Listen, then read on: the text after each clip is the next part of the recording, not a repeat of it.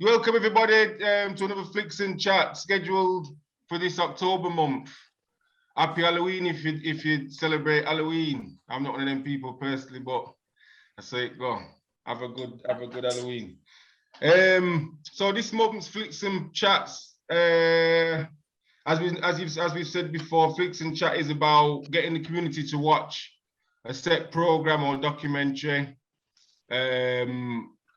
beforehand, and then coming together on a set date on Zoom to have a live discussion about whatever program we watched. And we're looking to try and do that every month. Today we've got a few members from the Unity Project on the chat, as it goes. We've not got anybody from outside. So as these Flix and Chats continue, we'd like to get more and more people from outside, just so we can get different opinions and get that discussion going. Because we don't want one side of the opinion and one side of the discussion, want different views, because not everybody might not agree with what I've got to say or anybody else from the UP project. Right, the UP project, Unity in the Community. We're trying to bring Unity in the community, as we've said on the other podcasts and other Flix and Chats. There's a few members from Sheffield's community remember what it used to be like a few years ago when we did have a bit of momentum, and we're just trying to bring that back in whichever way possible. Suggestions are welcome also from the community, as it's going to be an ongoing and uphill task. Unity Project Sheffield. Members on the right hand side, which has been mentioned before. So this month's Flix and Chat was Fatherhood. Kevin Hart had a film out, which is on Netflix. I think it came out in June, but it's still out on there. So again, if anyone wants to go and watch that so they can reflect on our discussion, then feel free to go and do that. The Flix and Chat podcast is not really just targeted towards this movie, because obviously the topic is fatherhood. So the idea is to get a wider discussion going around fatherhood in the Black community in particular. And as you can see there, the picture is a single father and his daughter. Is that a common picture what people are used to or not? So yeah, is anybody in there who's in the chat at the moment from the Unity Project? Has anybody seen the movie? And if so, what were your thoughts, guys?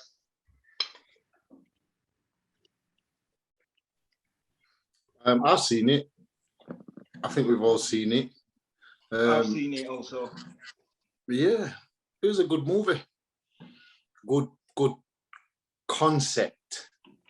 Do you know what I mean? And I know there's a few brothers what can relate to having to raise children on their own. So it's not the most common.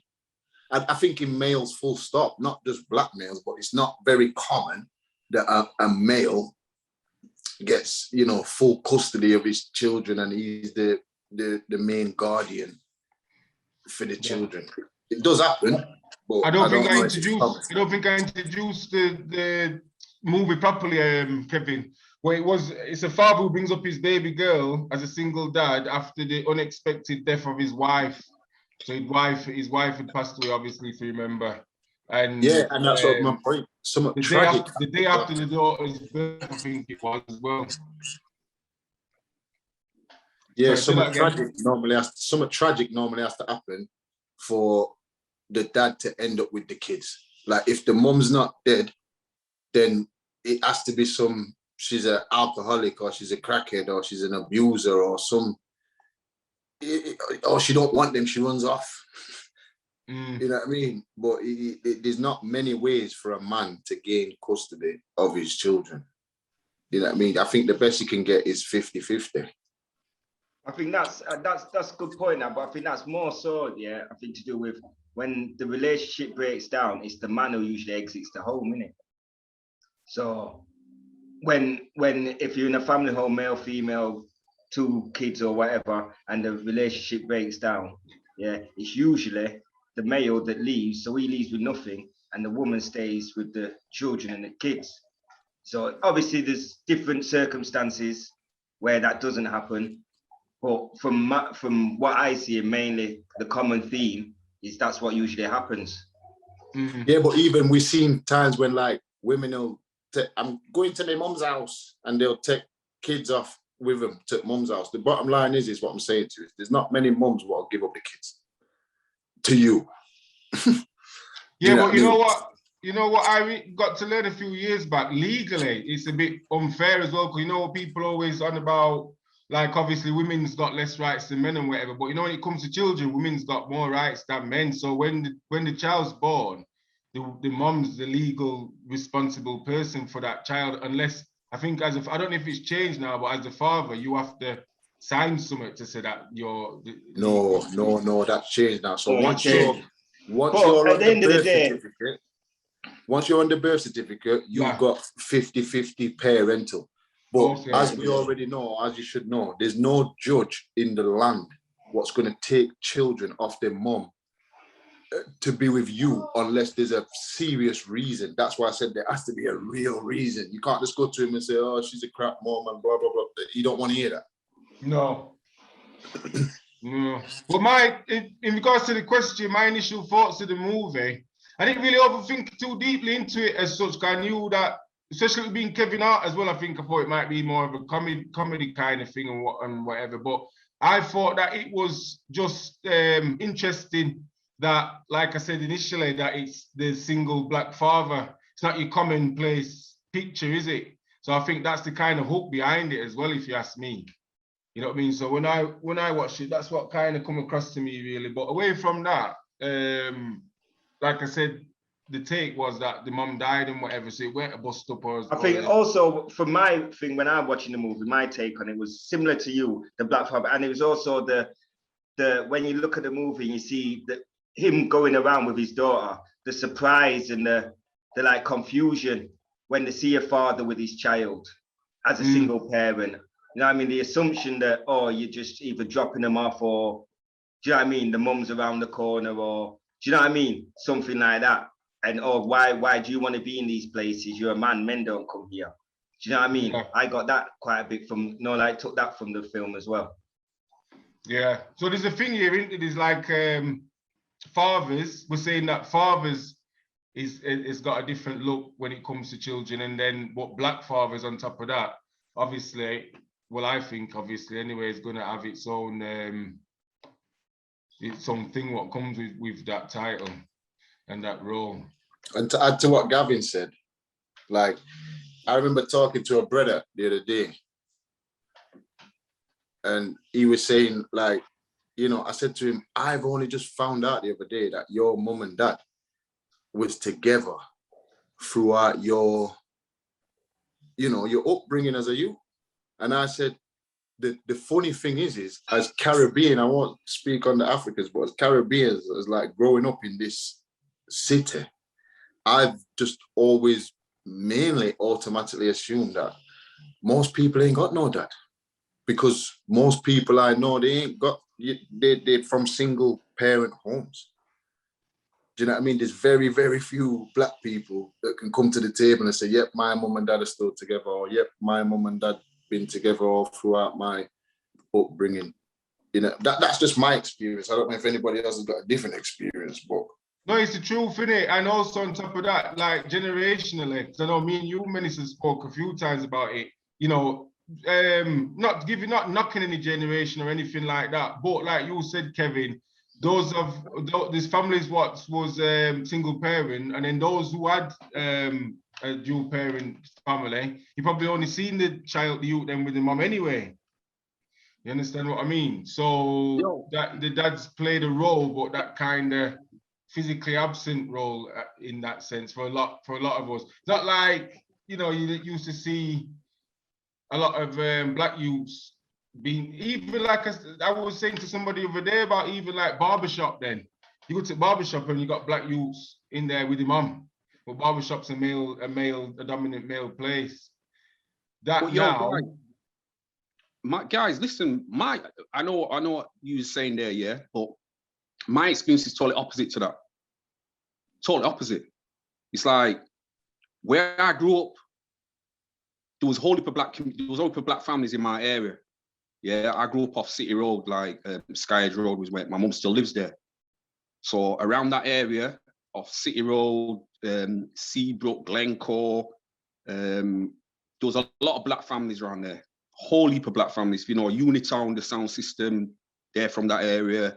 The Smiths, the Foresters, Mackenzie, Davis, whole heap. And all of them people who grew around that area, who I know as my peers when I was a youth, people younger than me and older than me, mum and dad lived together, all of them. So I don't know the single parenting because no, I agree with that. We agree with that, Ron. But what I don't know if you the point what I saying about a lot of the families what did grow with the mum and dad, the kids still were grown by the mum in black families anyway. You know what I mean? No, but that's what I'm saying to you again. That's the point I'm making to you. In all of the families around my ends, there was mum and dad in that yard. Okay. Great. Both active. Yeah, but does that show like different generations? Because the truth be told, like if you look at the story of black people, it hasn't always been that way. Like we come from a long tradition of people being married and having proper families and rare. It's only really in the, what could you say, 70s, 80s, 90s, where I'd say certain things came into the black community, like Rasta, like drugs, like certain things just caused certain things to happen. Mm. Yeah, might be a point, but like I said, I'm first generation, remember, so I'm a child of my mum and dad came from Jamaica, innit? Well, not my grandparents like some of you guys or whatever. My parents came from Jamaica, so that their kind of mindset was different. That it changed to the next generation. Yeah, mine came from Jamaica as well. Yeah. So they're you know, you got to remember that their ethos was all about coming to the country, setting roots, working, and making it a stable environment for a family to grow from. So I agree with you. I agree with you there, Ron. I agree with you there, Ron, because you know what you just brought to me, really. That what you're saying there, that generation what came from Jamaica, they still had that family kind of root background mentality. It's probably then the generation after that what lost trace of that. But don't get me wrong, a lot of that older generation and the generation before that from the Caribbean, the males in them families had a lot of, I don't know if you experienced that, but my experience of observing what went on around me, a lot of them had children around the place as well, not just within the family. Yeah, I'm not this. But they still had a family. But they still had a family. Whereas it's worked towards days now where you get towards a single parent family for some reason. So that's interesting point. Sorry to cut you. No, for real, 100, man. I mean, it's like that's the thing we've got to kind of get our mindset on. Like, I don't endorse this single parent, blah blah, that the media and society likes to push out onto black people about us, because I'm not saying it doesn't exist, but that wasn't my experience, and it wasn't the experience of, like I'm saying to you, there was a whole heap of families around my ends, whole heap, and I knew mum and dad. Do you get me? I would say Mr. and Mrs. whoever. Yeah. For me as well, yeah, on that point, I think as well, you know, because my parents come from Jamaica. My mum's from South America, my dad's from Jamaica. So, but I think they came when they were children, like young. So I think maybe their older generation, their parents or that who came together and had that family orientation, they came as a unit. But like for my mum and my dad, as they grew, yeah, they were growing into this Western society and the views, whether it was the women, whether it's the certain restrictions and certain things, which I think also included separation and played a part in it as well. Yeah. Sorry to cut you guys. I'm just going to get back on to, because I know that was your question if we've watched the movie and whatever. So going back onto the slides, what does it mean to be a good father? Generic good father, whether it's black, white, or any other. as what Ron just said there, like clearly Ron seeing families together as he was growing up is a really important part of his life. Do you know what I mean? And has obviously had a lasting effect on him. So it just goes to show the importance of families and of, you know, fathers sticking around or even sometimes mom sticking around. Like, I've done some research into these things, and basically, yeah, a lot of things what people do as adults are from child traumas. Like, you go and ask any psychologist, any counselor, that's why they want to know what your childhood was like. What's your relationship with your mom? What's your relationship with your dad? What have you been through? Because it's something in your past what's made you like this. We call it, yeah. So therefore, adverse child experiences, isn't it? Yeah, or trauma. Some things are trauma, like even traumatic, your mum and dad fighting and slapping up in the house. That's trauma. You're traumatizing your children. Or if the dad just ups and leaves, that's trauma. Yeah, even just splitting up, and that's trauma. And the thing is, it's normalizing behavior, isn't it? Sorry to cut your customer, but if, for example, like if you're seeing your dad boxing up your mum and this, that, and the other, and what he put bangarang in the house, then obviously that becomes the norm, doesn't it? That right there. That is exactly. And then in your household, you don't see it as not wrong, and then you take it out on the street, and then people are going to tell you on the street that actually no, that you can't do that. On the question for me, yeah, where it says what does it mean to be a good father, yeah, it's a hard one still, because one thing what I think a lot of fathers or whatever, they're absent because they say, oh, I'm working, I'm providing for my family, I'm out doing the graft, where this, that, and the other, I'm feeding them, yeah. But for me, I think time's the most important thing when it comes to being a father. Spending that time and imparting all your knowledge and information onto your offspring. Do you know what I mean? So for me, that's what it means to be a good father. Do you know what I mean? Because you can always come into money, especially in this day and age. I could be broke today, mark the lottery with my last pound and win it. I'm a millionaire. Oh, right. You know what I mean? But I can miss out on my youth years growing up, how many years, and that can't never get back. So, and I can't never have the impact what I might have needed to have whilst I'm not there. So for me, it's the time and imparting all what you know onto your children. That's what it is for me, where it says, what does it mean to be a good father? And I'm with you there. I'm with you there with 100%. One of the things that I wanted to just add to that, yeah, is, do you think being a good father changes with the times? Because how my dad was a father to me is totally different to how I'm a father to my kids. You know what I mean? It can do a bit, yeah. Not to say one is better than the other, but I don't know. Say me taking my kids to parties and play centre and this, that, and the other. My dad weren't doing that. You know what I mean? Yeah. Because like you said, he was probably doing the providing thing. So it's the evolution of parenting, isn't it? Like, I think also like any mistakes what your parents made, you try to improve that in your so the parenting will always evolve as it goes from generation to generation. Hopefully, that's what the main goal is, isn't it? Yeah, to get better. But I think what makes a father a good father, or a parent even, let's just talk about a parent, because it don't have to be just a dad, is priorities. So like, really, your children and your family is supposed to be your top priority. Like, there's nothing above that. That's in my personal opinion. In my personal opinion, there's nothing more valuable than family. And there's definitely nothing sits higher on that tree than my youth. You see what I'm trying to say? And they come first above even above me sometimes.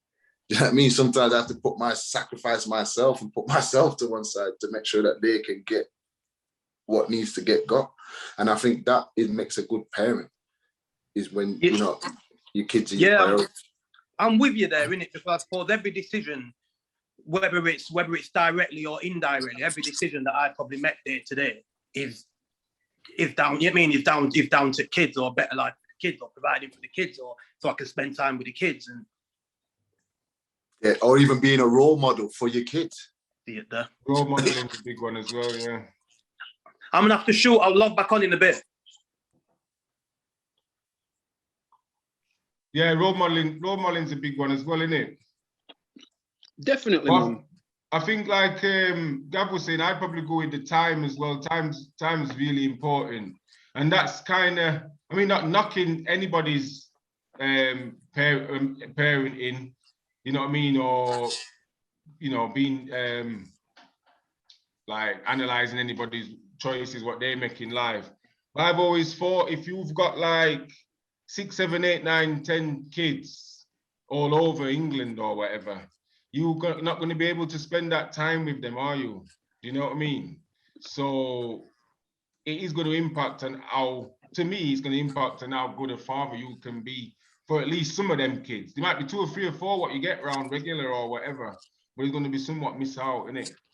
Yeah, but priority, that's why I said a lot falls under that priority umbrella, you know, because obviously time, if kids are your priority, then instead of you running up and down to club or instead of you running up and down to, you would be actually focusing on your kids like you should be. Do you know what I mean? And then also in terms of that, like having beer picnic all over the place and this and that, again, if your youth was your priority, you wouldn't be doing that. Yo, time, like, to me, time's free. Time's free in it, man. So I know, like women. This topic's deep, man. Like I say, it can go off on all heap of different tangents. But some women prioritize money in it. They're looking at from, all right. Let's just give the typical kind of situation. No, I'm not even say typical, but a situation where the father's not present within the household, but the mum's then prioritizing money. Not all the time. Not all the time, but one of the measures is money in it. So she's saying, how are you contributing financially? Which, of course, that is a big consideration because, do you know what I'm saying? The child's got to go to school. He's got to have a lunch. He needs the shoes to go to school. He needs a coat. He needs a bag. He needs you know what I'm saying? So just to go to school costs money. So it's rightful that the mother is going to ask the father, where is your contribution? Because little Johnny requires X, Y, and Z for him to do what he needs to do. Well, should the mum have to ask anyway? No, mum. Listen, mum shouldn't have to ask nothing. Not in my opinion. But what I'm saying is, for me, time is like you guys have touched on already. You could have a whole heap of money. And what if you just dash your money at your child? Is that gonna make the child better? Do you know what I'm saying? Just so that every week you could give your child or give your child like £100 a week or £200 a week. Would that make you a good dad? No, because I know, for me, when I was growing, I'd take no money and have my father there every 10 out of 10. 10 out of 10. I'd have my father there. 100%. And that is the problem that, for me, again, this is just my opinion, innit? That's what I think one of the major problems is out of road. That enough of the youths that are running up and down, like you talked about trauma and all them things.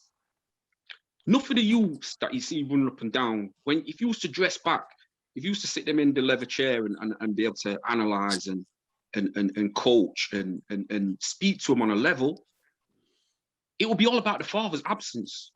I'm telling you 100%. If they opened up. Listen. That is Even the man. Wait, whoa.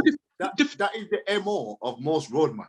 Like you've just outlined the most core. But the thing is, them youths are not going to open up because they're already damaged. They're already traumatized. But so we can see as adults what might be going on. Yeah, man. They're going to see that as a weakness to sit down with a counselor or whatever therapist and explain to them, yo, because it stems from my father. Because his image and the way he's then the way he's then grown after that period ain't going to allow that emotional, because he sees emotion as a weakness. He sees emotion as a weakness. So he ain't going to open up to that. But if you could get inside that I put money on it, that it will stem from the father's absence or his lack of You know what I'm saying? His lack of interaction with his father. So to me, that's why luckily, like I said, most of my good brethren, tight people, obviously I know older people, but my tight people, them, and they've heard me say this to them. I've said to them, yo, mind your youths, innit? That's all I say to them. Mind your youths. Because it's like, as I got older, when I was, luckily, like I said, I had a good, what I call a decent upbringing. Obviously, shit happened in the yard, rare, all that, but my pops were there. My pops supported me, like I say, I used to kick ball to a decent level. My dad used to drive bus. You know what I'm saying? He worked all kind of mad hours. But you know, certain times, when I was playing for the school on a Saturday morning, when I played Sunday league up to I'd look across and I see my pops on the sideline, yo. I see my pops there. And I think, and like for a period he was driving, for a period he wasn't driving, but he'd find himself there. He'd be on the sideline. I'd be like, yo. And he'd done that for all of us. Like my brother was athletics, my sister was in certain things, and my younger brother also was in football. And he supported us all. Do you get me now? And look how much it's meant to you. Yo, big things, man. And like again, I looked at other mans who was in the same team as me, and I didn't see their pops. Do you understand? I'm not, again, that's not no diss. That's not no slight on them, no slight on their parents or nothing, because system dictates how you can function as a parent as well. Do you understand what I'm saying? Because again, I'm talking about our parent, my parents' generation, in that they came to this country, like I said to you, from Jamaica. So amongst them was some clever people. Like my pops was a very intelligent guy, very intelligent man, but just didn't get the breaks. Do you know what I'm saying? Didn't get the breaks. But so all you got to remember is the jobs that they then took up were labor-intensive work that took them away from the home for a long period of time. So you got to understand the impact that has now on the siblings that are left behind in the house. I'm not saying they would disappear 24/7, but they was out of the house because they was working. Do you know what I'm saying? They was working. So that has an impact. But like I said, I'm going a bit off channel. But yeah, man, to me, the parenting thing, you don't need money. Do you know what I'm saying? Yeah, of course you need money. The child needs things. But for me, I kind of rate, I got 2 boys and a girl, yeah? And I rate when people say to me, yo, you sounds like you know. You goes on like you. Because that shows me my influence on my children.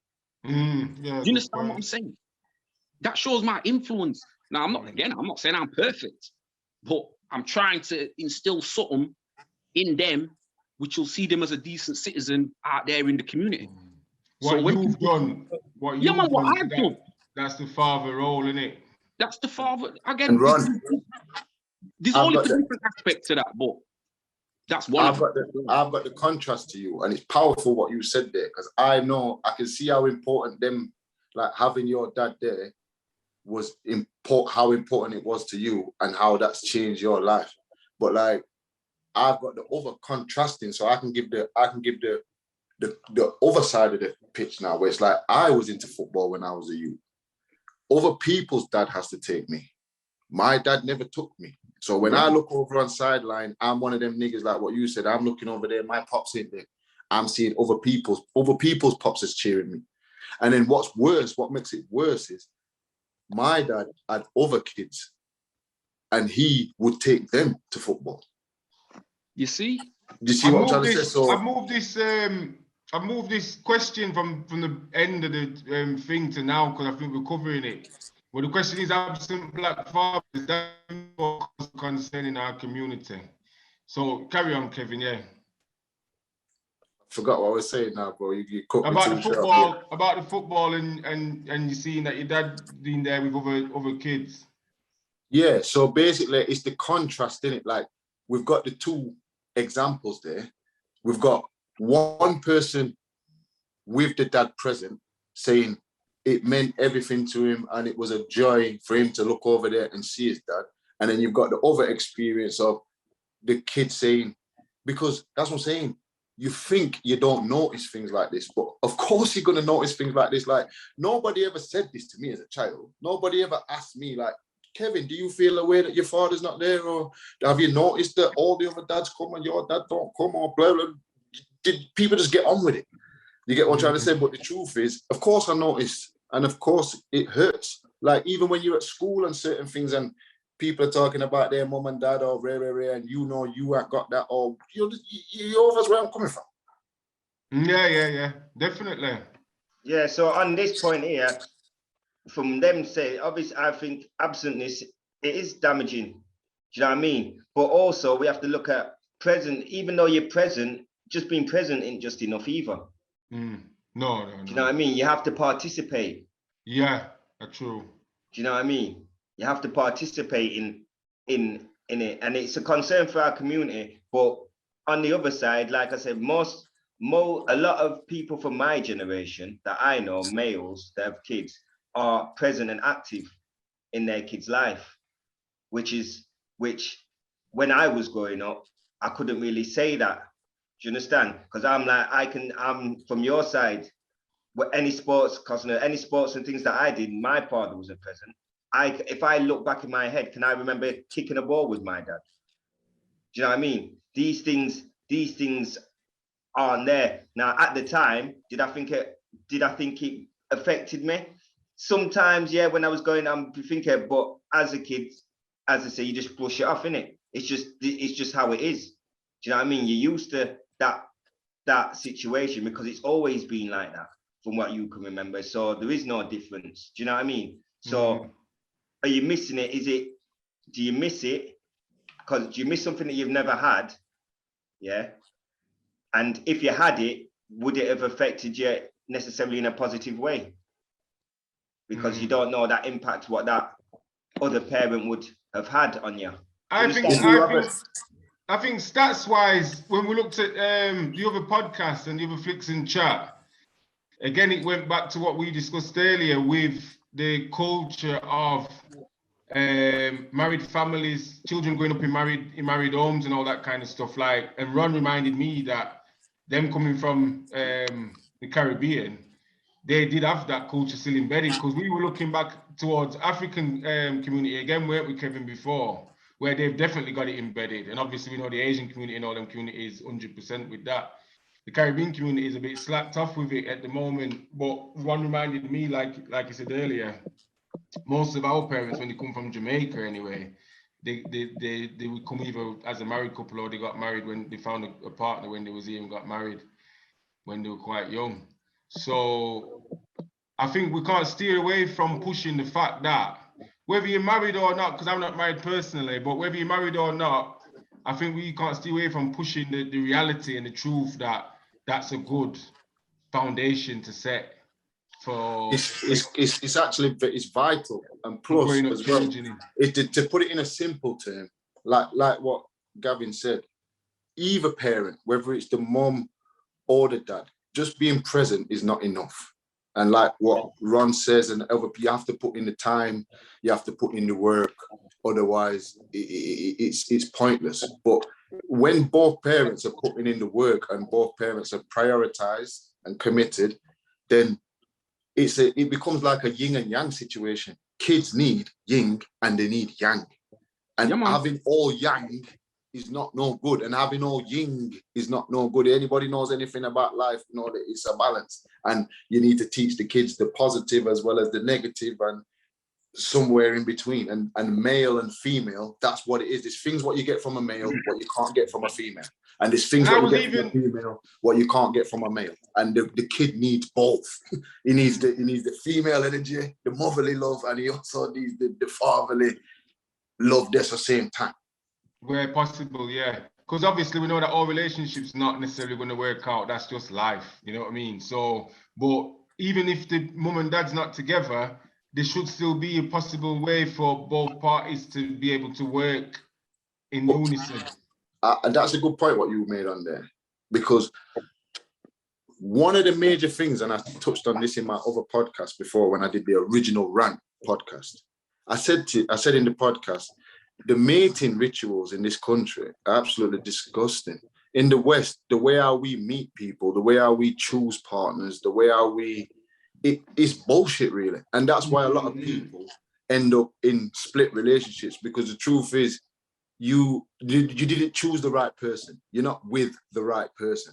And a lot of that boils down to, well, how did you meet this person? How did you interview this person? Some of us are smart. Like, some of us are smart enough to know that you need to pick a partner based on certain characteristics and certain personality, certain traits, what they've got. Most of us, just thinking with your privates, and it's just it's a lust thing. You know, the person's sexy, the person's attractive, you want them.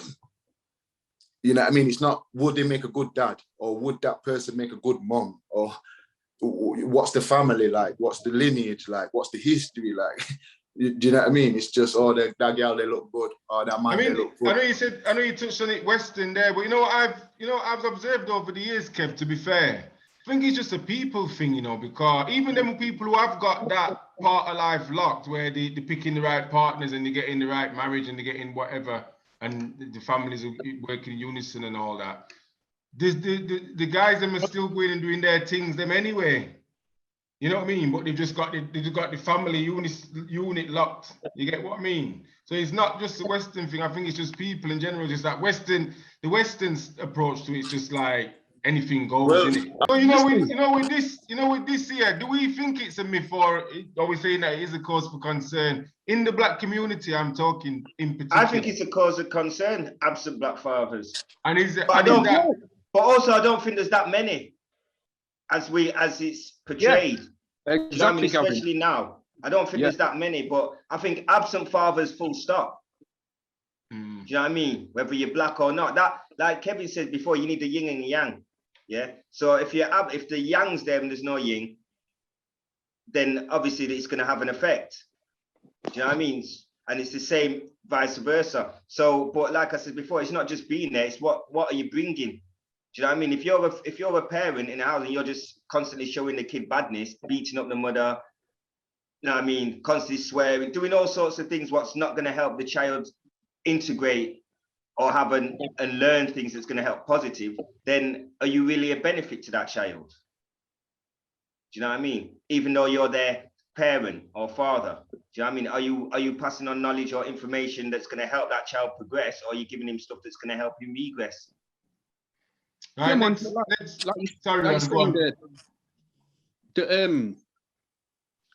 The parent, or the role that the parent plays, it's massive, man. And like, it's not until, obviously, when I was growing as a youth, I seen, my parents around me, but it's not until I got older that I kind of, even by the time I had children, do you know what I mean, to understand that, this role that I've been blessed with is a major role, It ain't no blatant, it's serious. So Ron, you know what, touching on what you're going to talk about now, I'm just going to ask you, I can't think it fits in what you're going to say, are there any additional challenges, stroke needs for black fathers growing up black and mixed race children? For me, mixed race children come under the same umbrella as black, and if so, what is it? Are there any challenges so that role, what you were saying, is so important? Are there any challenges for you as a black man fulfilling that role? Right. For me, the first role is being a parent, whether black, white, Asian, Chinese, whatever. Do you get me? The black part now, that's an addition to the parenting. Do you know what I'm saying? Because if you grow your child like in the right way, I suppose, but then you've got to add on the black aspect of it, because how your child is going to be perceived out in the world, being black, being mixed race or whatever. So yeah, of course, which again is important, because it's no point you raising your child with this kind of honeycomb, softly kind of image of the world. Then when it comes out into the world, he experiences something totally different, because you it's not a falsehood, but you've not shown him the real thing. You get me? But yeah, it is about being a parent, growing your child, but then adding on to the being a black child, what you're going to experience, what you're going to, in the workplace, dealing with, interacting with other people. Yeah, we have to, of course, you've got to add that on. But again, some of the ads, if you got that absent father there or whatever, some of that is not going to get, is he? Do you know what I'm saying? Because if he's not there, how can he be like, again, when I was growing, my pops, like, told me about racism and all them kind of things. I know about racism from I started school. I know about racism. Do you know what I'm saying? When I entered school, I'd say from I was like, from I went to school, especially I'm saying middle school. I'm old school, yeah. So middle school, you started when you was like, was you 8? No. Yeah, he was 8. He was 8. He was 8 when you started middle school. Mm. So from that point, even before then, but at that point, 100, I knew about racism. And I knew about, like, because my father told me. See, that's what I'm saying. So like what you're saying about being a parent. So there's being a parent, and also because you're a parent, you're influencing and you're giving advice and instructing your child about the situations that he's going to encompass as he goes through. I think that's the thinking about that question myself. I think that's the challenge, really. If there's any challenge, because I think being a father, that's your free will in it to be a good father or whatever type of father you want to be. So that there's no challenge there. There's nobody holding you back there as such. Financial restraints or whatever stuff like that. But playing an active role is completely up to you, unless there's issues coming from the mum side, what's blocking that. But the challenge is growing up your children prepared for that, strong enough for that battle, what they're going to have to take on. You know what I mean? That struggle, what they're going to have to continue. I think black parents are responsible to kind of give them that strength to be able to deal with that, strength and awareness. But that's what I'm saying, Benty. That's the parenting. Do you know what I'm saying? Because if you raise your child right, I'm not saying right, I'm just saying if you raise your child with the right values and understanding of the world, it's like Delon used, we say stuff like, if you arm your children with the tools, then when the time comes, they'll know which tools to draw because they're aware of the tools. Like, you've never shown them that, never explained or not instructed, but give them a viewpoint of that. When that situation arises, how are they going to be familiar with it? Because they're not going to know what tools to draw. They're not going to know nothing. And you know what? It's funny because both podcasts and Flix and chat from the old topic touched on the same thing again, really, about whether we need to make sure that we strengthen up our young people culturally as well. So they get education from mainstream school, but culturally is coming from home is what we concluded. You get me? Like I say, it's all connected. It's all connected. All of the parenting is all connected in all those aspects that you're talking about. Do you get me? I think there's that's why. Challenge. Sorry. That's why even the absentee is like. Don't get me wrong. I understand you can have bare beef with your partner. You know what I'm saying? And you could get to a point where you straight up hate each other.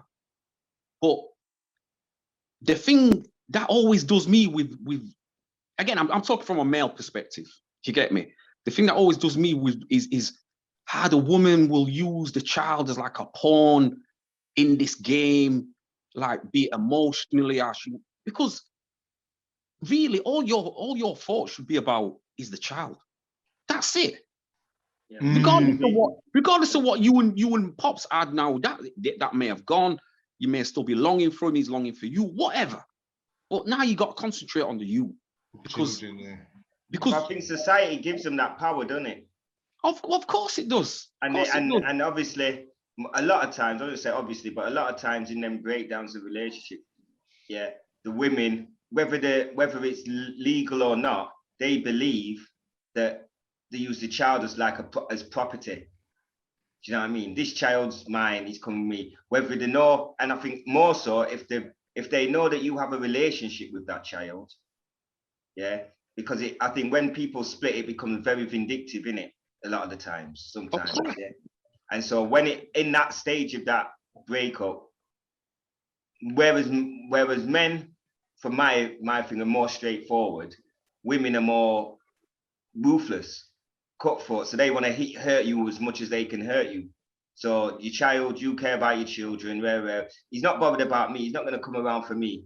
Yeah, but I know I'll hurt him if I don't let him see the kids, because he loves his kids. He's around for the kids. So they not think, like he says, they don't think about the kids. It's a self situation. Do you know what I mean? Gav, Yeah. you know what? Oh. Do you The think thing with that, Gavin, yeah. The thing with that, Gavin, is what I say this as well to man or to people is what you must remember is that child is not going to remain a child forever. So while the woman or the man, whoever it is, has got that power and that influence over that child when they are a child, but what's going to happen when that child reaches, all right, it's moving down now because children are getting more brighter and smarter. You know what I mean? I'm not even going to say a teenager, before teen. Do you get me?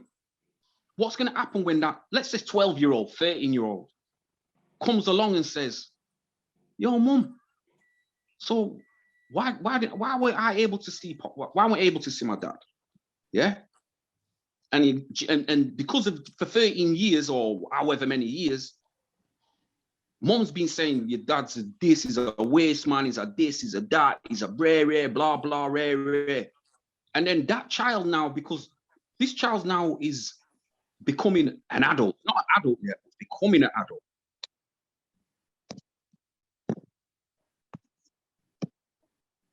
So they're now inquisitive or are going to ask big people's questions.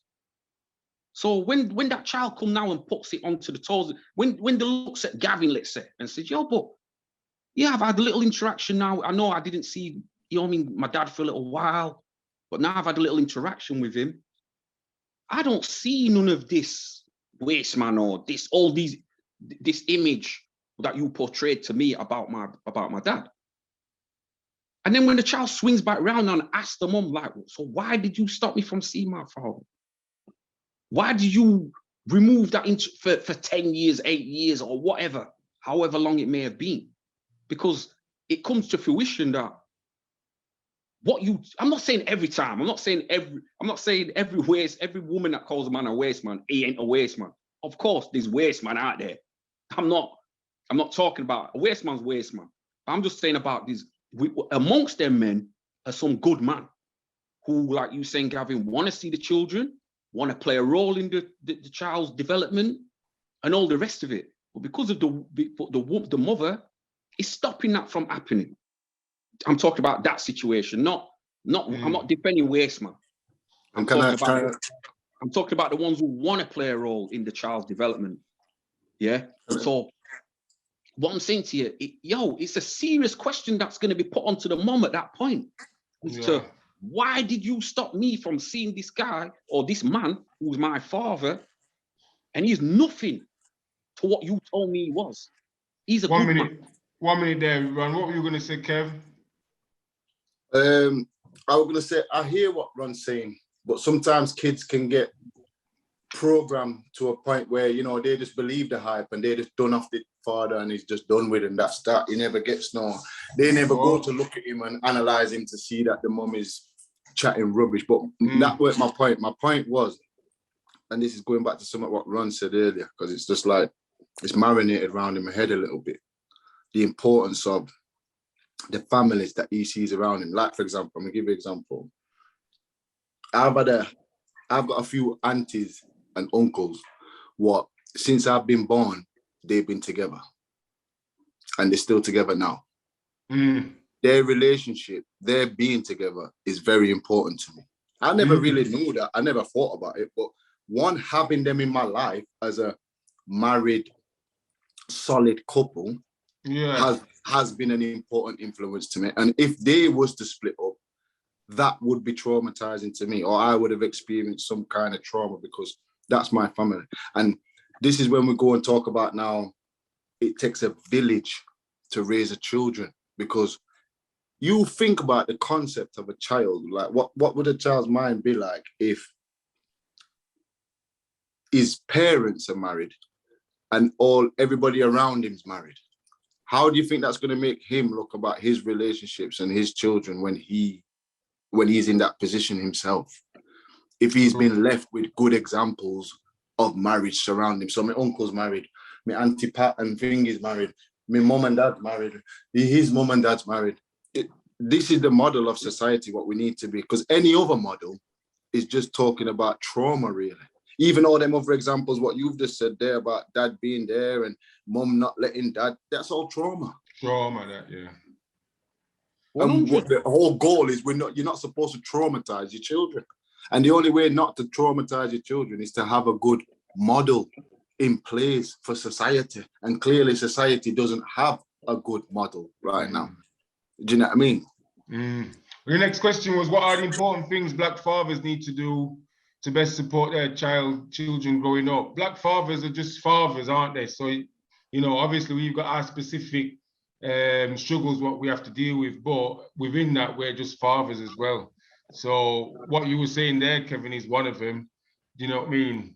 And we've gone back to the same thing again about modeling and having that positive model set up for the child to observe and look at.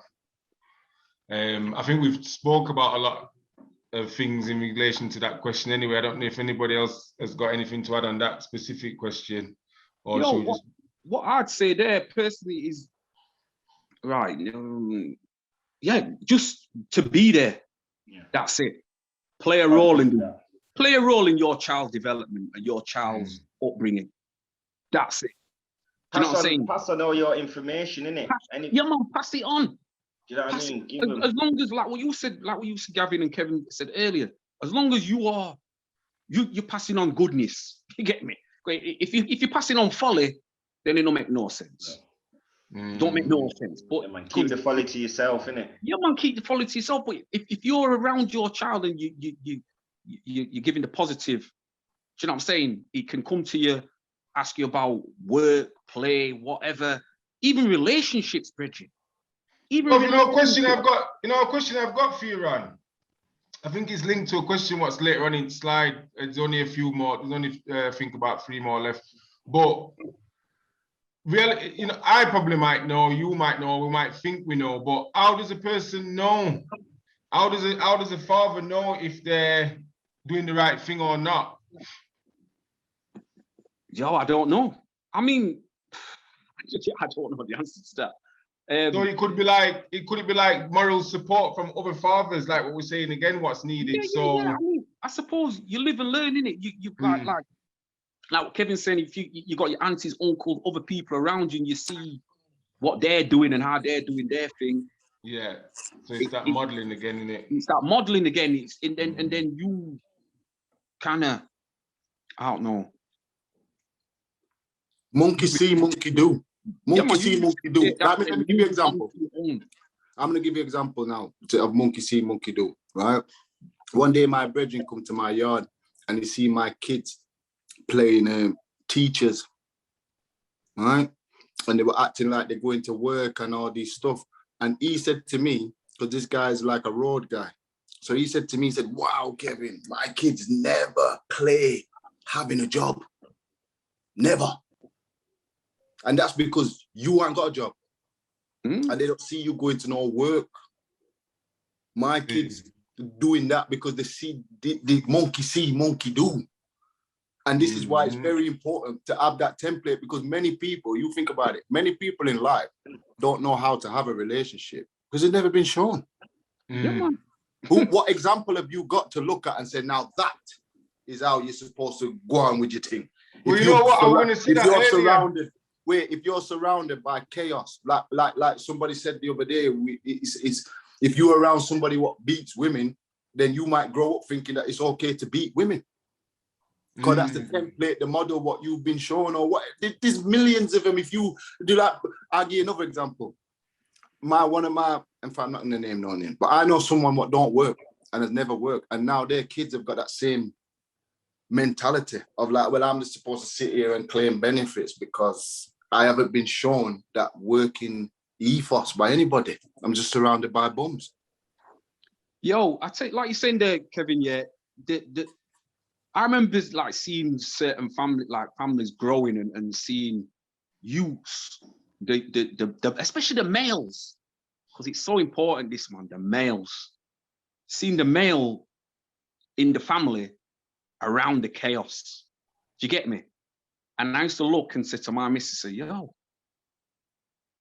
that youth's only going one way, you know, because of what he's surrounded by.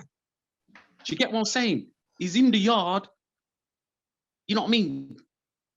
Stuff's going on in the yard. Exactly. People coming to the yard, people we see, people. So you're gonna, you know what I'm saying? Another saying that people always hear me say, and anybody knows me, hear me say it. You're a product of your environment. You're a product of your environment, Bridget. Thank you. It's hard. It's hard for you to grow in the environment. I'm not saying it's a certainty that you're going to become that person because you're in that environment, but the chances of you being the opposite are very slim, because so that goes back to the challenges again then, Ron, because what we were saying there, what if a man is on the road, are we saying then that he can't be a good father? No, of course, yeah, he can be. He can be, because not all men who are on the road are like showing the youth's road. Do you know what I mean? They're not showing the. It's about what you're showing the youth then. You're not bringing that home. Do you know what I'm saying? When he steps through that door, he's model citizen. He's with his missus. Them, do you know what I mean? He carries his youths out for a meal and does football and does this and does that, and they go out for days out. All of these things. You get me? Try and keep certain things away from you. Yeah, man, you have to. You know what I mean? Because it's like people. Again, these are all things that I've learned. You're always learning, but things that I've learned as I've gone through the journey. That like people, you think like when let me give you a perfect example. Do you think when you and your missus got beef in the yard, yeah, that your pitney don't know there's beef in the yard? I don't. And this ain't your missus giving you 2 licks or you giving 2 licks to your missus. This is just the vibe in the yard. This ain't no physical. Yeah. This ain't no plates throwing around. This ain't that. This is just. Well, they can just sense it, the tension. They know what's going on. And Ron, as you said that, certain parents are mature enough to know that we don't argue around the kids. When the kids go to bed, when the kids ain't here, that's right. Then you're gonna have it. It's a hard one, that though. No, it sounds good on paper, black and white, but it's a difficult task because you get caught. Bente, this is the big people shit. What I'm talking about now. This is adult shit. This is if not picnic. Cause let me give you another example. Like what I said to you about my auntie and my uncle. Basically, what I'm trying to say to you is even people outside of your home are watching you.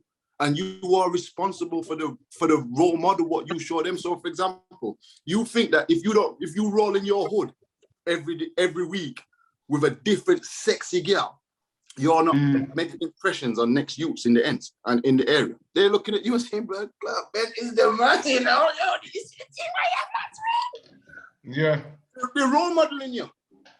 Whereas if you was at your house with your wife and your kids, they'd role model that.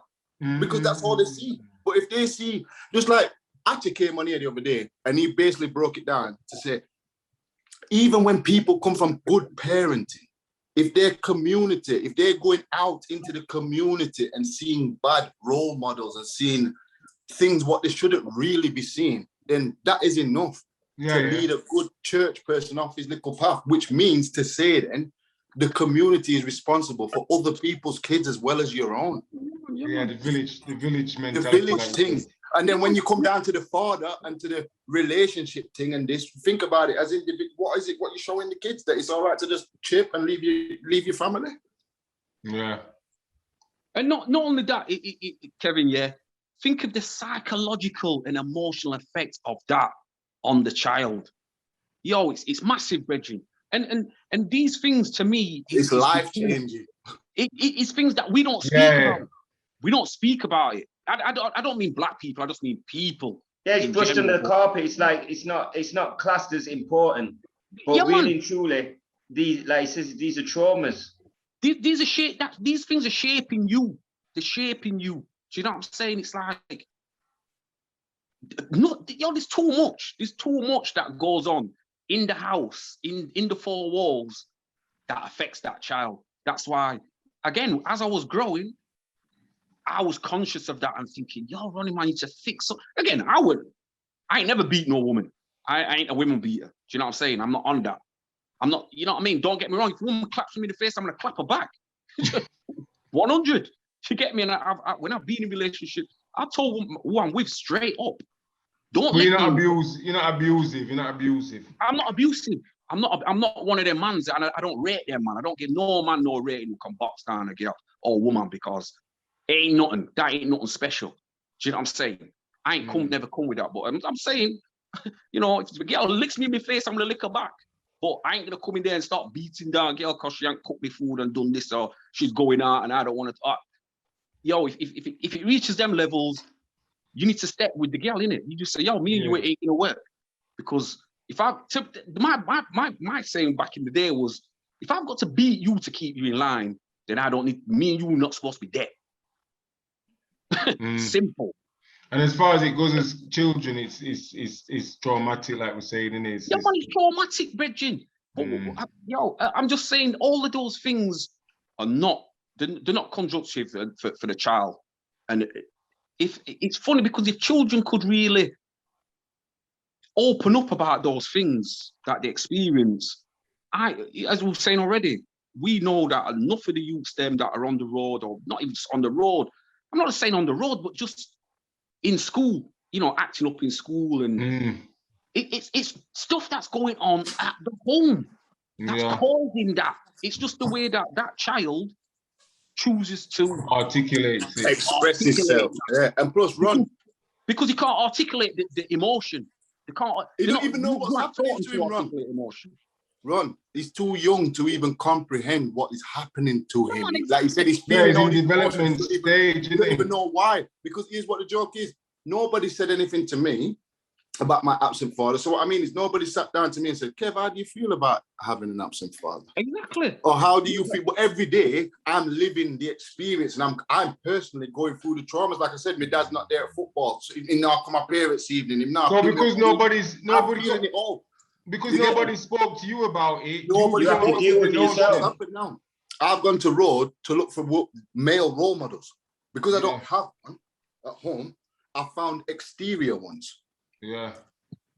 But then you've also caught the notion as well that you don't need to talk to nobody about how you're feeling either, because nobody spoke to you about how you're feeling. So you just want and it's all internal. Do you know where you say you've gone outside? Hold on. Like Gavin said, people just see it as norm. Like, because you've always been in a single parent family, they just see it as, well, that's just, Kevin is used to it. That's what it is. He's never had a dad, so he can't miss it. Nobody don't talk about it. You just get on with your life and that's it. Yeah, you have to deal with your own. You find, that's the thing, as you say, you're going through that trauma and you're learning how to deal with it by yourself. However, whichever way you were dealing with, right? So you don't even know what the emotions that you're feeling are. Do you know what I mean? You're just feeling that something's not right. Gavin, and then what happens is you act out then, innit? Yeah. Yes. The thing you know about is physical. Yeah. You know what I'm saying? You know about physical because as a boy child, you learn about the physical. Do you know what I'm saying? About like fighting, anger. Toughness. So that's the emotion. That's the emotion that comes out 10 out of 10. I mean, sometimes obviously, again, I'm not no psychologist. My missus is a psychologist that deals with them things there. But what I'm saying to you, some children will withdraw. Yeah. Yeah. Will withdraw in themselves and be the silent one and quiet and all them kind of things. But generally, as a black child, you ain't going to be silent. You're going to be more extrovert because again of your environment that you're growing in, you can't be weak because you'll get nyam. So that's when the physical acts out. That becomes the more prominent displaying of emotion. Do you understand what I'm saying? Jay-Z said he started acting out in school and he ended up selling drugs because of his absent father. Because you can't deal with the emotion, and like I said, you very rare. I'm not saying it doesn't happen, but very rarely you're gonna be that. Are you gonna withdraw and be the child sat in the corner, like nobody speaks to? You're gonna be you know, it's the child sat in the corner. The child sat in the corners had a different trauma. There's different types of trauma have different effects on the brain's development. So the child sat in the corner is a different type of trauma what he's experienced, probably like an abuse. Not necessarily, you know. not Well, necessarily. it can be. Because like you were saying, we did some training on it over there, and that's what they were trying to say. Like different actions of a young person, like the boisterous one, he's been through a certain type of trauma. It's like there's certain brackets, you know what I mean, of trauma. No, but it's the way it comes out, innit? It's the way that child, that emotion manifests it. Child. Some of them might be physical. Some start being abusive. It comes, you know, acting up in the class. Remember, Archie did the research. Archie did the research and said that he interviewed 2 people from, let's say, a bad area, but the 2 people went in opposite direction. One person used it as a reason to go into the road, and the other person saw it as a reason to get out of the road. So it's individual, innit? Same experience, same place, but how one manifests it is another one manifests it. You know what I mean? When I hear that comparison, what I always... Innit? Sorry, say that again, Gav. It's like the individual experience, innit? Because even though we've gone through the same, with basically same area, same, but I might have even wanted to go on road. But when I tried to go on road, I had a bad experience on road, and that shifted me. Whereas the next guy, he went on road and his experience was different to mine. So he continued to down that path on road. Do you know what I mean? So there's all different factors, external factors that can play roles in making that decision in that child's head. But Gavin, guys, let me just say one thing real quick. Let's not also buy into the stereotypical view of road and all that, because it's like when I watch TV and you see these like footballers or box or whatever guy is on TV, and it's like they always come out with this, wow, you know, so if I were a baller, you know, who knows what I might be. It's like, what? So no, but listen to what I'm saying, because it's like, what? So what are you trying to tell me is that if you weren't a footballer or a singer or an architect or whatever it may be, because I ain't just gonna talk about sport or music or whatever it is you turned out to be. What? So the other alternative was road. Is that it? So that it's like hot or cold, isn't it? So I'm either hot or I'm cold. What? You can't be in between. So it bugs me, man. It bugs me when. What are you saying that's not a good message? It's not a good message at all, because it plays into the narrative, to the black boy narrative of you ain't gonna become nothing, and you were successful, and you got a lucky break. You got a lucky break. You became this. Like what? So I couldn't be a bin man, or I couldn't work at Wimpy, or I could only have gone to prison or kickball. Is that it? Is that the choice?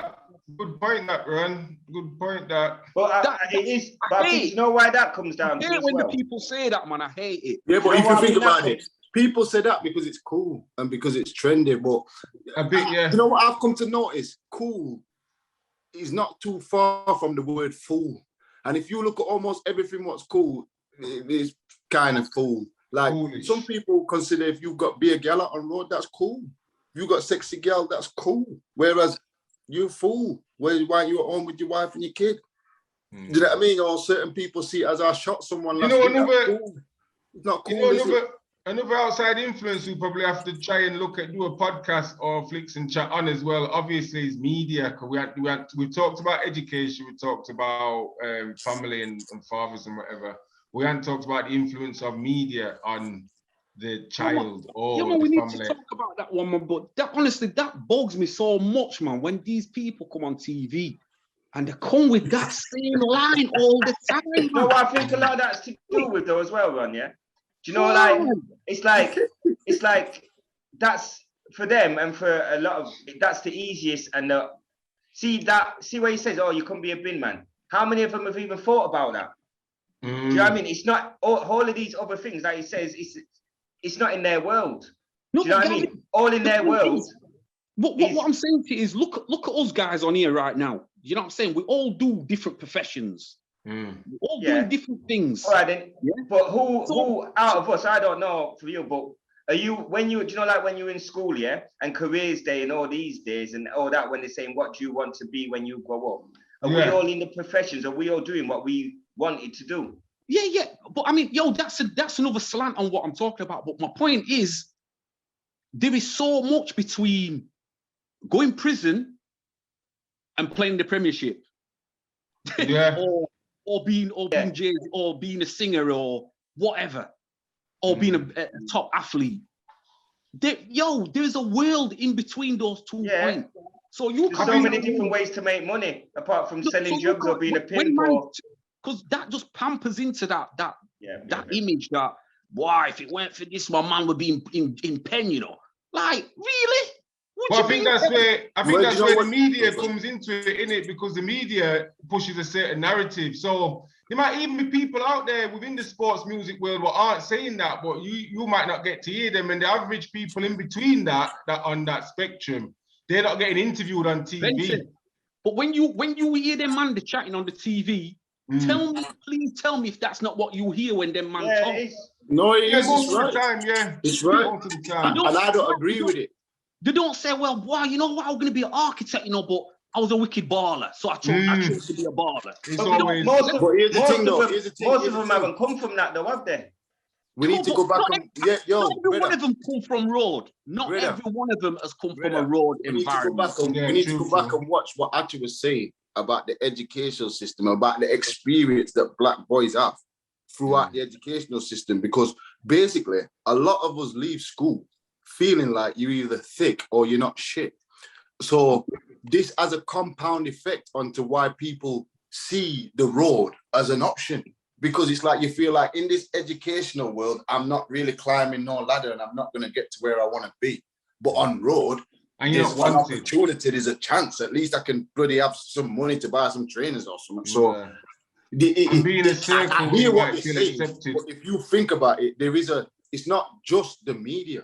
It is the stereotype that follows young boys or young black boys around, and then this myth, because it is a myth. Like you said, it's not even true, but it still remains a myth. And plus as well, like I just said, because a lot of working guys or a lot of the good guys aren't out on street no more. You're inside, you're isolated. So these young people don't see you. They don't even know you exist. They're just thinking that it's either a pass at school or road. And most people are on road. So I'm going to join the road. So it's something that's programmed into black people from school. I think we just have to get that awareness. And like I was saying before on other things, we have to bring new things into the young people's worlds. Do you know what I mean? So because you can't say I want to be an architect if you've never heard of an architect. Do you know what I mean? What does an architect do? Do you know what I mean? You go and talk to some of these youths that are on road and you say to them, yo, architect or something design or something, they don't even know what it is. You're not exposed to that kind of it's stuff. not in their world. So it has to be, it has to come into their world. It's same like when we were talking before about houses and things like that. Property and things wasn't in our world. That's why it took many of us how long before you even get on the property ladder. Yeah. So if it was in our world from when we were young, then we would have been on it from younger. We would have known about it, like our counterpart Asians, because I know Asians that are my age, that knew about it because their parents and their things were doing it, and now they've got multiple houses. Or you know what I mean? So I think that's what it is. We've got to bring all these other things into the world of the youth, so they know that there's other options out there. No, I don't just have to be a baller, because actually I could be behind the camera making a nice piece of money, or I could be doing something. Do you know what I mean? I could be doing and we need people else. like Ron and other people to be, even ourselves. This is the whole purpose of the group, to have more presence amongst the youth them, so that they can see that, we got black engineers, we got black teachers, Dan. It's not just roadman out here, not just morons out here running up and down. There's actually good, decent people out here if you open your eyes to see. You know what I mean? Giving them the option, because right now there ain't no option. None of us invented something that we've never seen or heard before. So if these youths haven't seen it, if they haven't heard it, I don't know how we can be expecting them to just magically think it up by themselves. You know what I mean? Yeah. Yeah. Man. Yeah, go on. Sorry, just some quick stats. Forget about the one on the left. He just kind of indicates, read into it what you want, really. But as it says there on the bottom, lone parent, dependent children, household type as a percentage. Obviously, why it's a lot larger because we're in England, aren't we? But if you look in proportionate wise, Black seems to come up quite high in relation to, for example, Asian.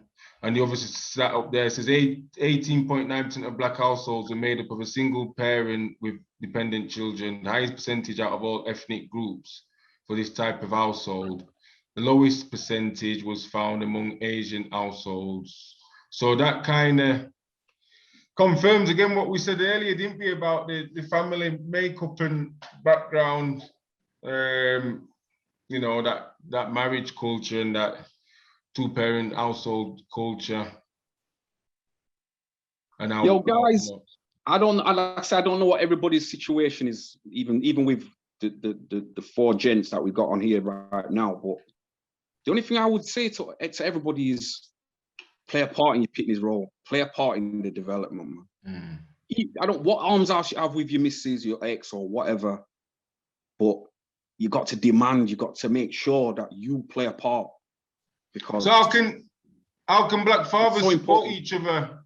What would you suggest with that, Ron? I think one thing for me is being able to talk and discuss, not obviously on open forums, but as supportive friends and companions and associates, just being an open ear or being willing to open up about your own experiences. Also, as well. I think getting to know each other's children.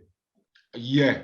Do you know what I mean? Knowing each other's children, so you can, so you're confident that if my child's here and people see him, they're gonna look out, or they're gonna make sure, or so they'll be able to either pull him up, or if you can't pull him, they can call me, or do you know what I mean? It's that same village thing again, isn't it? Really? Yeah. That's the same village model again.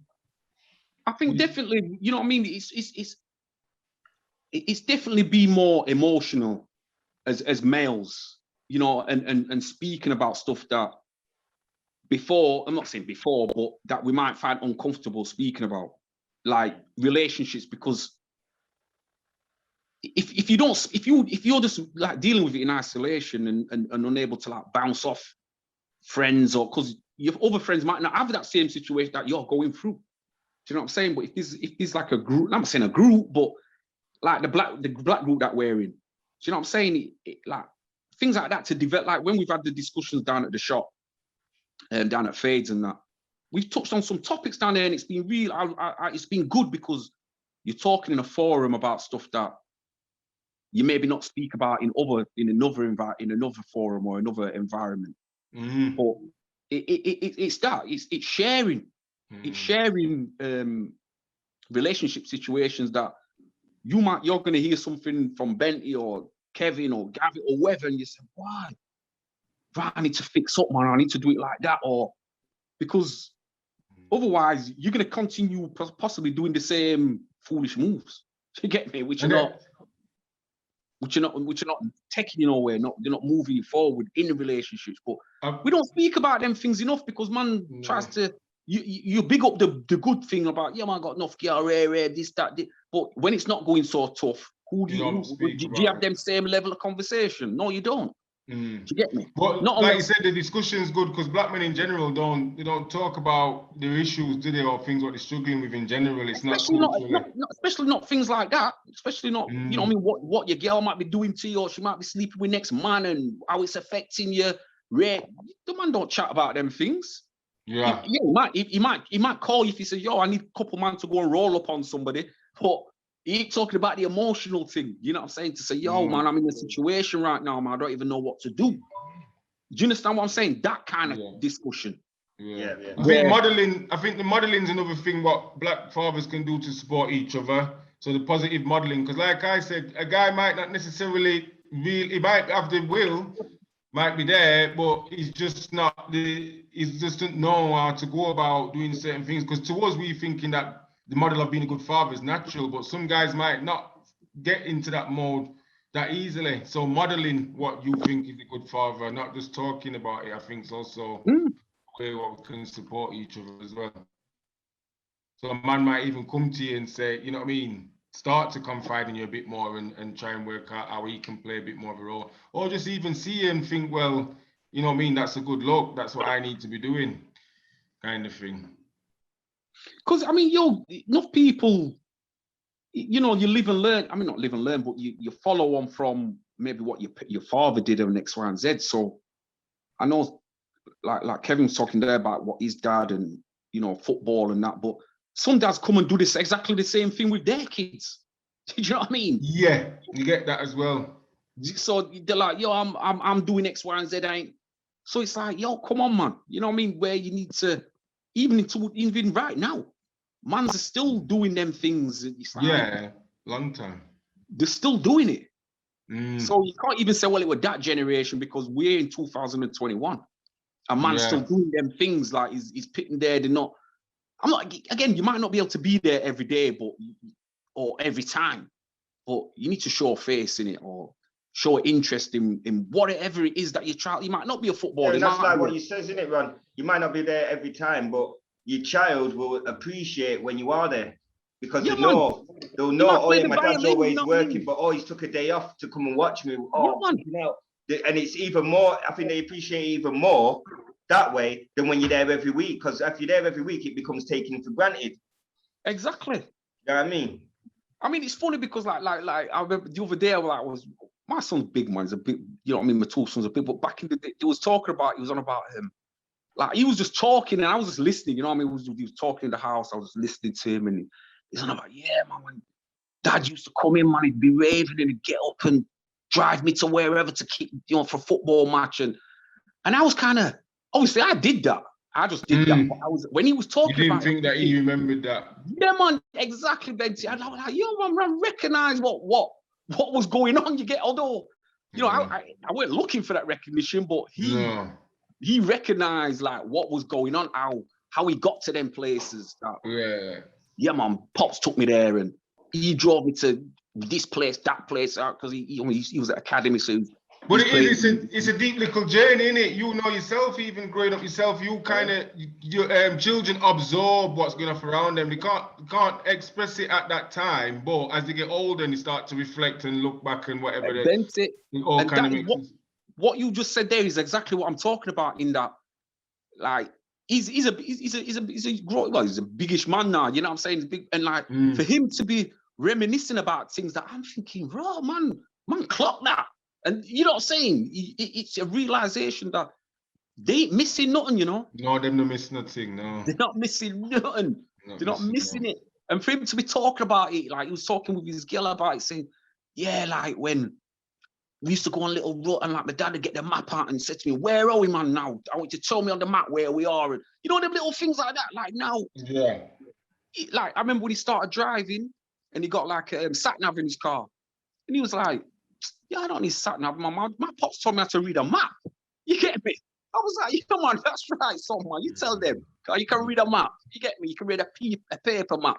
If your sat-nav broke, you can get our paper map and you know exactly where you're there or where you need to route to. Do you know what I'm saying? It's just these it's tiny things, Bridget. It's not always, and that's why I talk about right at the beginning, it's not just about the money. It's not just, you can be giving your child £200 a week and you're not giving him no sense about who he is, what he is, you know what I mean? His environment, all of that. So it's that experience. You have to have that experience, innit? It's the experience. They call it quality time, innit? That's what they call it, quality time. That's 100, man. 100 in that, like I said, it's like, I was trying to tell my daughter's boyfriend one time the same thing. I said to him, listen, man, I was talking to him on a level, you know? Yeah. I was talking to him on a level, not arms house level, on a level to say, brethren, it's not about the money, you know. Just come and do you can come with nothing, but what you bring is more valuable than the money in your wallet. It's more valuable, brethren. But at the same, you need to step up on that side as well. I'm not saying that, but yo, even if you've got nothing, still come in it. Your daughter or your son will appreciate that presence, even if you come with your too long hand. Even if you come with your too long on. At least you've come in it. It's so important, man. And like a lot of my friends work with children or young adolescents, teenagers. And when I speak to them, 9 times out of 10, it's about that parenting. The lacking on the parenting is the common denominator in nearly every one of them children's stories. That's how important it is. And I think that's what we've got to get across to the young ones. I mean, we've got you guys as well. Got probably, you all got children, probably older children, but we've got to get it to the next ones who's coming through. Do you know what I'm saying? And laying down with girl and that and feel and say, yo, Carl, like I said, from your pussy team, the picnic can't come in it. You get me? Because it's like what you got to remember is everything. Like, think of it.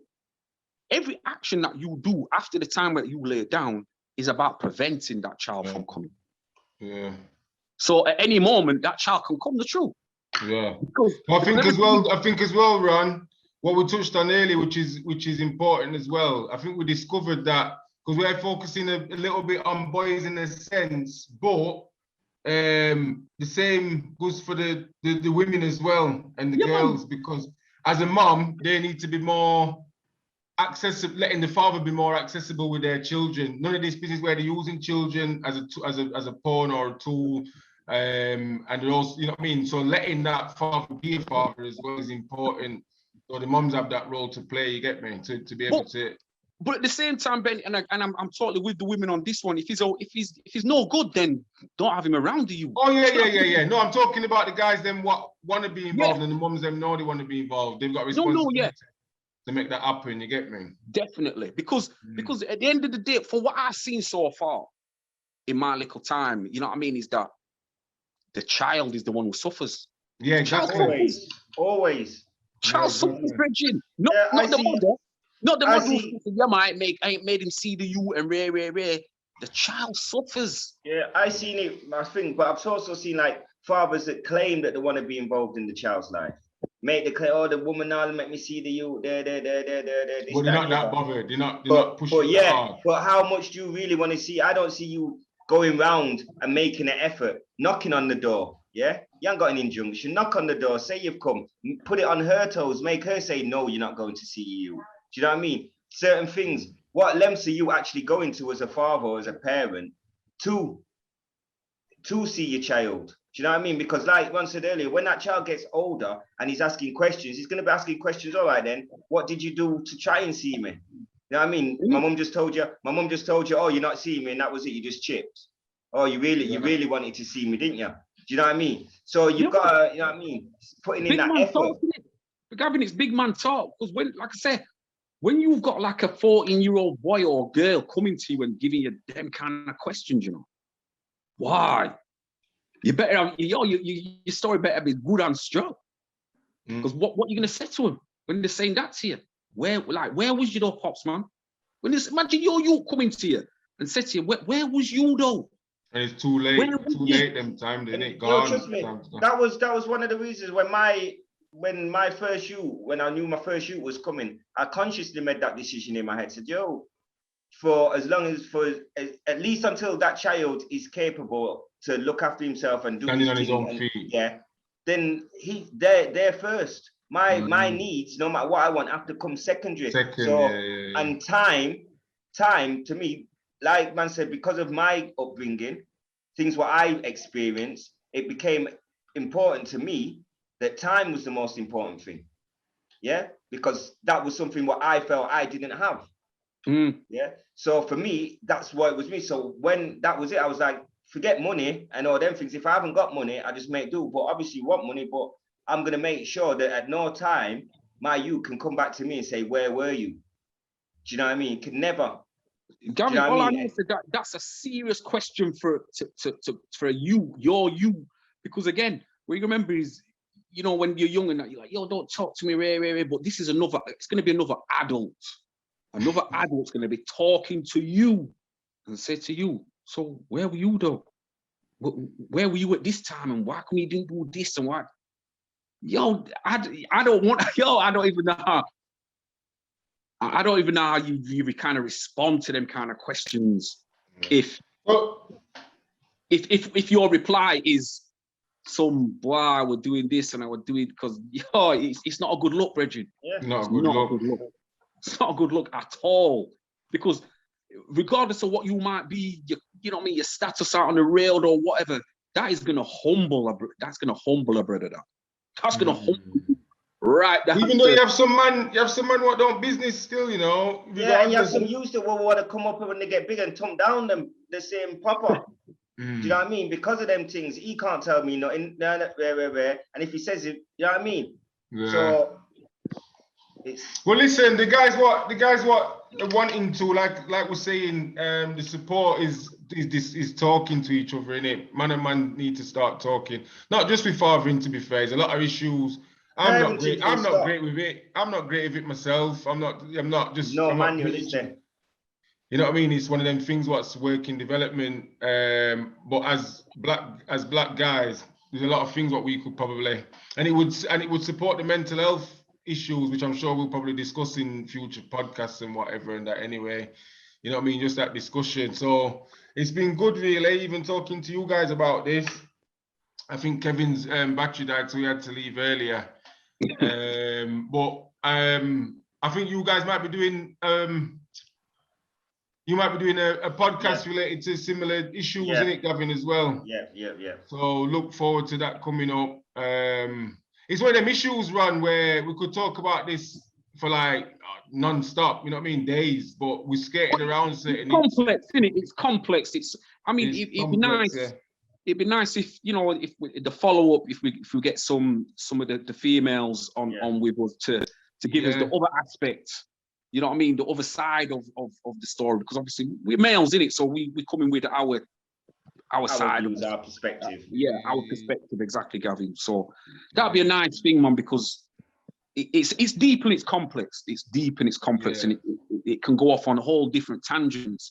But for me, the underlying thing is mind your use. Just mind. Yeah, we've discovered that it's important to be present for your youth development, and that's straightforward, really, isn't it? You know, it has an impact if you do, it has an impact if you don't, negative or positive, attached to both of them. So respect for coming on anyway. I think it's been a useful discussion once again. So we'll get this put out on YouTube for people to watch and catch up on. I know that some people prefer to do that and like to do that. So take it easy, guys. Yep. Well man, one. Yeah, respect. Yep. Respect. Bless.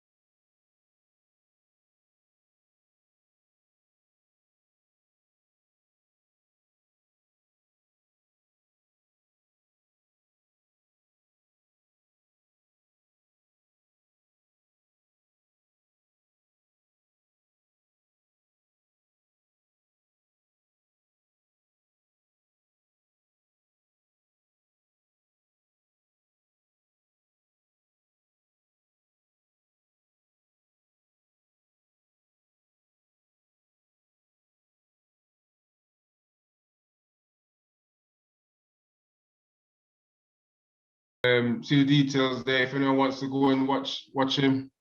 Instagram, Facebook, and again, like I said, YouTube, and the website's there at the bottom as well, as a reminder.